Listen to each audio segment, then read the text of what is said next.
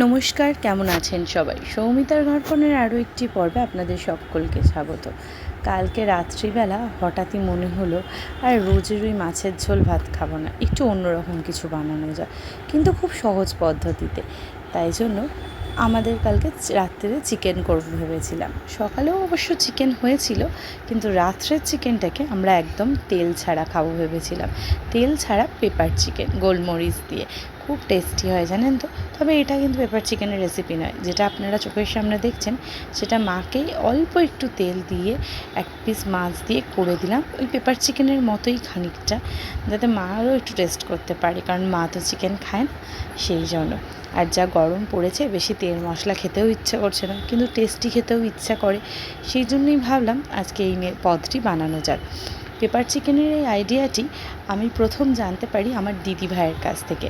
আমার বিয়ের পর যখন আমার হাজব্যান্ড অসুস্থ হয়ে নারায়ণীতে ভর্তি ছিল, ও তখন আমায় বলে যে একটি রেসিপি আছে চিকেনের একদম সম্পূর্ণ তেল ছাড়া, সেটি করতে পারিস, তাহলে এই হবে বলে ও আমাকে করে প্রথমবার খাওয়ায়, আর রেসিপিটিও বলে। তবে আমি যে রেসিপিটি এখন করব সেটা অথেন্টিক ওর রেসিপি নয়, সঙ্গে ওই সস টসগুলো আমি একটু সস খেতে ভালোবাসি বলে আমিই যোগ করব।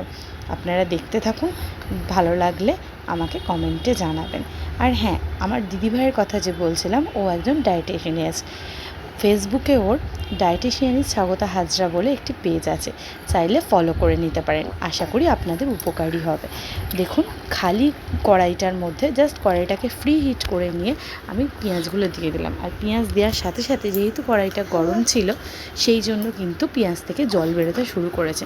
একটু ঢাকা চাপা দিয়ে পেঁয়াজটা রাখতেই পেঁয়াজের রঙটা ধীরে ধীরে চেঞ্জ হয়ে যাচ্ছে, সেটি আপনারা দেখতেই পাচ্ছেন। এবার যখন রঙটা চেঞ্জ হতে শুরু করেছে, তখন ওই চিকেনগুলোকে দিয়ে দিলাম।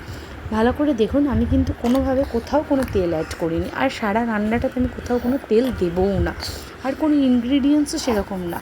পেঁয়াজ দিয়ে আর 2-4 কোয়া রসুন কুচি দিয়ে দিয়েছিলাম, দিয়ে ওই একসঙ্গেই সব রেখে দিয়েছি।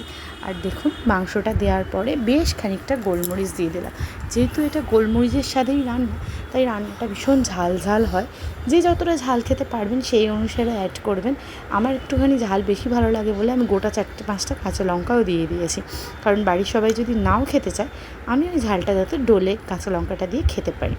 এই রেসিপিটি রুটি, পরোটা, ভাত সবের সাথেই খুব ভালো যায়, আপনারা চাইলে করতে পারেন বাড়িতে। ব্যাস, গোলমরিচ দেওয়ার পর আর কিছুই না, আমি জল দিয়ে সেদ্ধ করতে দেবো একটুক্ষণের জন্য। যখন সেদ্ধ করতে দেবো, তখনই একেবারে এই ডার্ক সোয়া সস, একটু টমেটো সস দিয়ে আমি সেদ্ধ করতে দেবো। আমার সস খেতে ভালো লাগে বলে আমি এই দুটো জিনিস অ্যাড করেছি।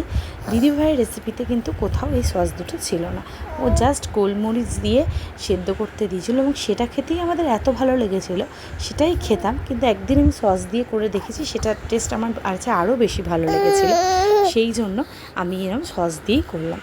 দেখুন, অনেকক্ষণ ঢাকা চাপা দিয়ে করার পর ধীরে ধীরে এই রঙটি এসছে। আচ্ছা, আপনারাও কি তেল ছাড়া কোনো রেসিপি জানেন?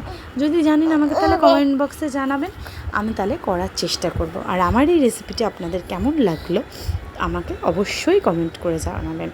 ঠিক আছে, আবার ঢাকা চাপা দিয়ে খানিকক্ষণ রেখে দিয়েছিলাম। রেখে দেওয়ার পর লাস্ট এবং ফাইনাল লুক যেটা হলো, সেটা চলুন আপনাদেরকে দেখা এসে। বেশি গ্রেভি করিনি, কারণ গ্রেভি হলে খেতে ভালো লাগবে না। কেমন লাগলো জানাবেন।